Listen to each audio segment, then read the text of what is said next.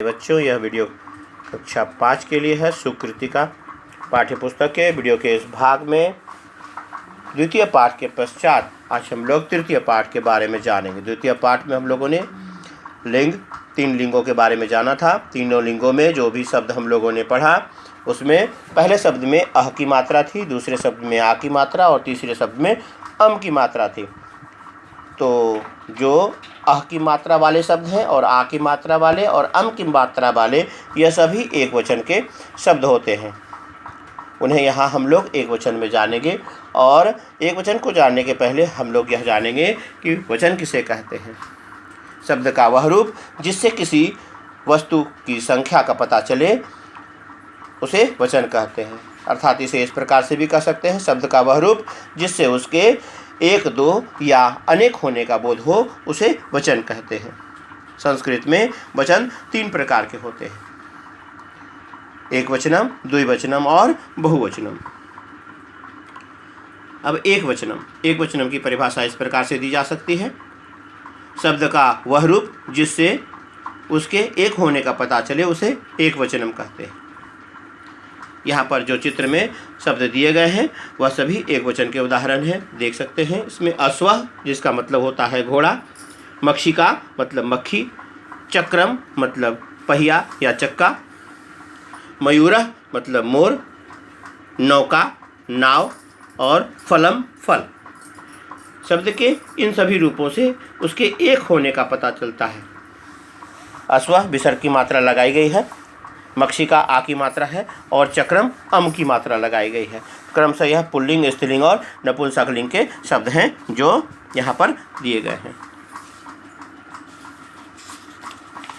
इसके पश्चात आता है द्विवचन, यानी शब्द का वह रूप जिससे उसके दो होने का पता चलता है। यानी शब्द का वह रूप जिससे उसके संख्या में दो होने का पता चले उसे द्विवचनम कहते हैं। यहाँ पर चित्र में जितने भी शब्द दिए गए हैं वह सभी उसकी दो संख्याओं को बतलाते हैं। जैसे दो घोड़े हैं तो उन्हें अश्वौ कहते हैं, दो मोर हैं तो उन्हें मयूरौ कहेंगे, दो मक्खियाँ हैं उन्हें मक्षिके कहते हैं, एक की मात्रा लगाई जाती है। और दो नावें हैं तो उसे नौके कहते हैं, दो पहिए हैं उन्हें चक्रे कहेंगे और दो फल है तो फले कहेंगे। इस प्रकार से द्विवचन के शब्दों में जो है वह पुल्लिंग शब्दों में औ की मात्रा लगाई जाती है, जैसा अश्वौ और मयूरौ में लगाया गया है।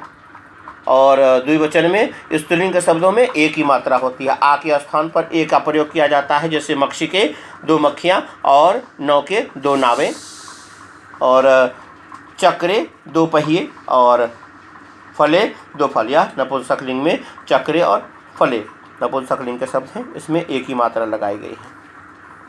इस प्रकार से इसे समझ सकते हैं। तालिका में भी इस प्रकार से लिख सकते हैं, जैसे औ की मात्रा है वह पुल्लिंग के लिए है, ए की मात्रा वह स्त्रीलिंग के लिए है और नपुंसकलिंग के लिए भी ए की मात्रा है। इसके बाद बहुवचन। तो बहुवचन शब्द का वह रूप होता है जिससे उसके तीन या तीन से अधिक होने का पता चले, यानी तीन या तीन से अधिक अर्थात अनेक होने का पता चलता है, उसे बहुवचन कहते हैं। यानी शब्द का वह रूप जिससे उसके तीन या तीन से अधिक संख्या में होने का पता चले उसे बहुवचन कहा जाता है। यहाँ पर शब्दों में आकार लगाकर विसर्ग लगा होता है, पुल्लिंग और स्त्रीलिंग दोनों में। जैसे अश्व में अश्वाह, मयूर में मयूराह, मक्षिका में मक्षिकाः आकार लगाकर विसर्ग लगाते हैं। मक्षिका नौका में नौकाः, चक्र में चक्राणी और फल में फलानी। तो यहाँ पर ध्यान देने योग्य चीज़ें हैं। इसमें दो अलग अलग रूप है, आणी और आनी। यह रूप इस प्रकार से होता है जब यह बहुवचन के रूप में ही होता है। तो तीन या तीन से अधिक रूप में इस प्रकार से यह ध्यान रखेंगे इन चीज़ों को। नपुंसकलिंग बहुवचन के शब्दों में अगर री, र या स यह स आता है तो आनी के स्थान पर आनी का प्रयोग किया जाता है। जैसे गृह में री लगा हुआ है, इस कारण से गृहाणी।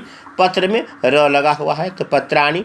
पुष्प में श लगा है पुष्पाणी। अगर यह नहीं होता है तो सिंपल में जैसे फलानी, पुस्तकानी और भवनानी इसमें लगा है, उसी अनुसार से चक्राणी और फलानी में यह आनी और आनी का प्रयोग किया गया है, क्योंकि फल में री रसों में से कुछ भी नहीं है और इसमें री रसों में से र का प्रयोग किया गया है, इसलिए आनी का प्रयोग किया गया है।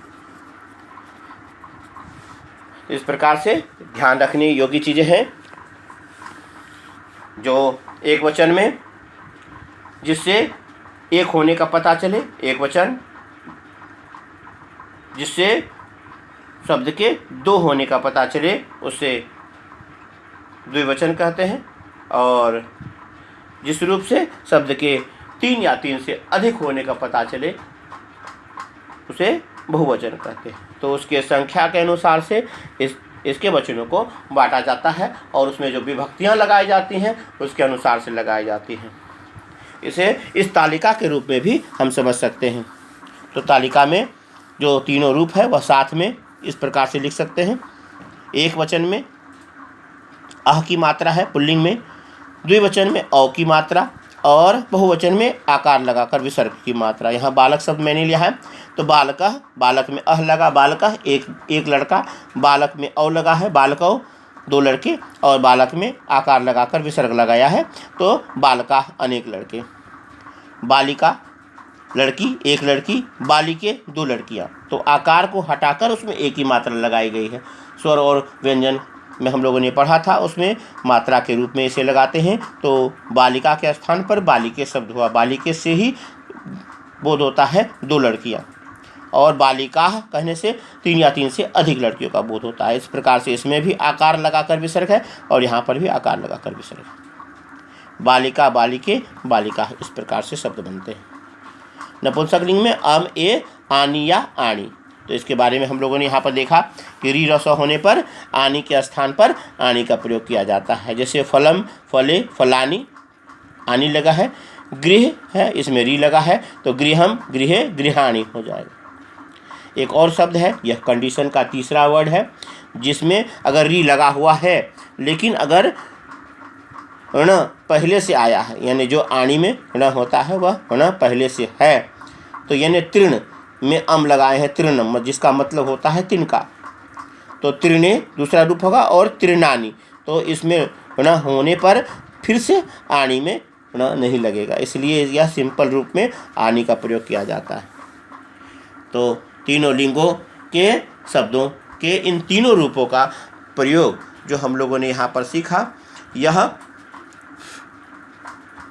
कर्ता कारक के साथ में आता है। यानी जब वाक्य बनाते हैं तो शब्द इसी रूप में वहाँ पर प्रयोग में आता है, और जो विभक्तियाँ इसमें अह, औ, आह और आ, ए, आह और अम, ए, आनी जो लगाया गया है, यही रूप प्रथमा विभक्ति का रूप भी कहा जाता है। और शब्दों में इन विभक्तियों का प्रयोग वाक्य में प्रयोग करने के लिए लगाया जाता है, और यह शब्द संज्ञा या सर्वनाम का, जो भी शब्द इसके बदले में अगर सर्वनाम का प्रयोग करेंगे तब सर्वनाम होगा। अभी यहाँ पर सिर्फ संज्ञा के शब्द हैं तो इसके अनुसार से इसके साथ भी क्रिया के शब्दों का प्रयोग किया जाता है और वाक्य बनाई जाती है। यहाँ पर येलो बैकग्राउंड के साथ में कुछ शब्दों के अर्थ भी दिए गए हैं, जैसे अश्वः एक घोड़ा, अश्वौ दो घोड़े, अश्वाह बहुत घोड़े, मक्षिका एक मक्खी, मक्षी के दो मक्खियाँ, और मक्षिका अनेक मक्खियाँ। इस प्रकार से एक वचन, द्विवचन और बहुवचन के शब्दों को वह संख्या के अनुसार से हम लोग कहते हैं। यहाँ पर उच्चारण करने के लिए है अश्व, अश्वो, अश्वाह, जैसे वहाँ पर बालक, बालकः, बालको, बालका बतलाया था, उसी अनुसार से शब्द का यह रूप बना हुआ है, पुल्लिंग का रूप है। तो अह, औ, आह यहाँ पर दिया हुआ है। अश्व, अश्वो, अश्वाह लता के रूप में, एक लता को लता कहते हैं, दो लताएं को लते कहेंगे, और तीन या तीन से अधिक लताएं को लता कहेंगे। तो लता, लते, लता। एक फल को फलम कहते हैं, दो फल को फले कहेंगे, और तीन या तीन से अधिक फल को फलानी कहते हैं। तो फलम, फले, फलानी, इस प्रकार से यह शब्द तीनों वचनों में इस प्रकार से लिखा जाएगा।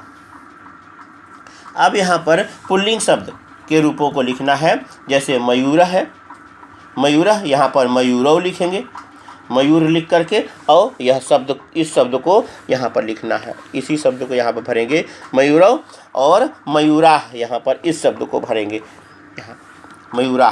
तो मयूरह, मयूर में अह लगेगा, यहाँ मयूर में औ की मात्रा होगी, और यहाँ पर मयूर में आकार लगाकर विसर्ग देंगे, मयूरह, मयूरव, मयूरा, इसमें भर देंगे। यह नाव है, नाव को नौका कहते हैं संस्कृत में, तो नौका, इसमें नौ का नौका लिखेंगे, यहाँ पर नौ के नौके, दो नावों को नौके कहते हैं, और 3 से अधिक नावें हैं तो नौका को में आकार देकर विसर्ग, नौका, तो नौका, नौके, नौका यहाँ पर होगा।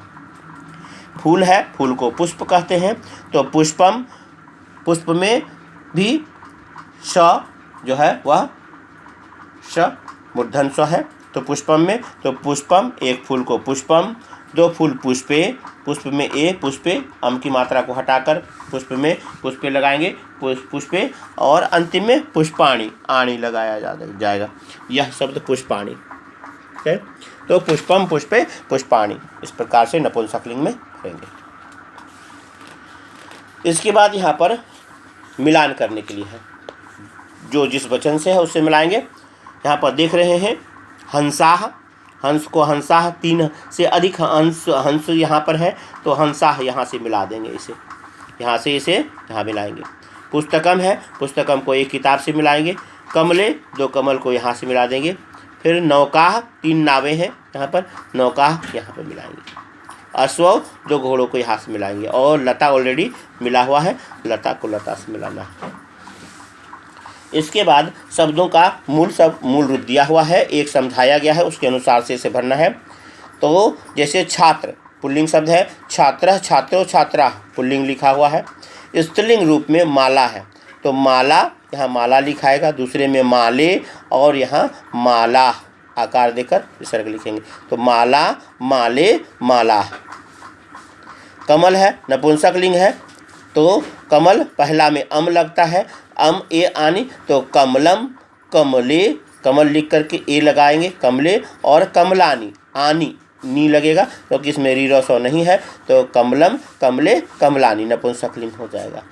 फिर नर पुल्लिंग शब्द है, जानते हैं कि पुल्लिंग में विसर्ग की मात्रा होती है, तो नरह, नरव, रो में औ की मात्रा नरव, और न राह, रो में आकार लगाकर विसर्ग लगाते हैं, नराह, नरह, नरव, नराह। स्त्रीलिंग शब्द है कलिका, तो यहाँ पर कलिका को रिपीट करेंगे क्योंकि आ की मात्रा लगाई गई है, ऑलरेडी इसको लिख देंगे कलिका, और इसके बाद कली के, इसी शब्द में कौ में ए की मात्रा, कली के, और कलिका, इस कलिका को लिखकर उसमें विसर्ग लगा देंगे, तो कलिका, कलिके, कलिका स्त्रीलिंग शब्द हो जाएगा। पत्र नपुंसक लिंग का शब्द है, पत्र में अम की मात्रा लगेगी, मोहलंत लगा लेंगे। इसके बाद पत्रे, र में ए की मात्रा, पत्रे, और पत्राणी, तो इस प्रकार से यह शब्द, पत्राणी, इस शब्द को लिखेंगे पत्राणी, तो यह हो जाएगा पत्रम, पत्रे, पत्राणी। इसके बाद यहाँ पर चित्र दिया गया है, मत्स्यव, यहाँ पर 2 मछलियों का चित्र बनाना है, नीचे मत्स्यव लिखेंगे, 2 मछली का चित्र बनाना है, मत्स्यव मतलब 2 मछलियाँ होता है। कमलम, एक कमल का चित्र बनाना है, और फलानी, इसमें 3 या 3 से अधिक अलग अलग फल बनाने हैं, यह क्रिएटिव वर्क में है, इसे पूरा करेंगे स्वयं से। अपनी सुविधा के अनुसार से इस वीडियो को रिपीट करें और अपने दोस्तों में शेयर करें, और मेरे आने वाले वीडियो को देखने के लिए मेरे इस चैनल को सब्सक्राइब कीजिए, और ज़्यादा से ज़्यादा पढ़िए, समझिए, और इसे अपने CW HW कॉपी में लिखकर याद करें। धन्यवाद।